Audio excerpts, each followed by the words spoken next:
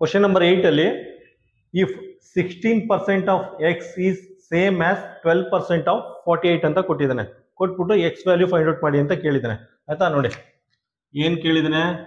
16% of X is same as 12% of 48 ಅಂತ ಕೊಟ್ಟಿದ್ದಾನೆ. ಕೊಟ್ಬಿಟ್ಟು ಎಕ್ಸ್ ವ್ಯಾಲ್ಯೂ ಫೈಂಡ್ ಔಟ್ ಮಾಡಿ ಅಂತ ಕೇಳಿದ್ದಾನೆ. ಎಕ್ಸ್ ವ್ಯಾಲ್ಯೂ ಆಯ್ತಾ, ಇದು ನೀಟಾಗಿ ಬರ್ಕೊಳ್ಳಿ. 16% ಅಂದರೆ ಪರ್ 100 ಆಯ್ತಾ, ಹಾಫ್ ಅಂದರೆ ಇಂಟು ಅಂತ, x equal to 12 percent, half ಅಂದರೆ ಇಂಟು 48 ಅಂತ ಆಯ್ತಾ. ನೋಡಿ 100 ಡಮಾರ್ ಆಗುತ್ತೆ, ಎಕ್ಸ್ ಈಕ್ವಲ್ ಟು 12 ಇಂಟು 48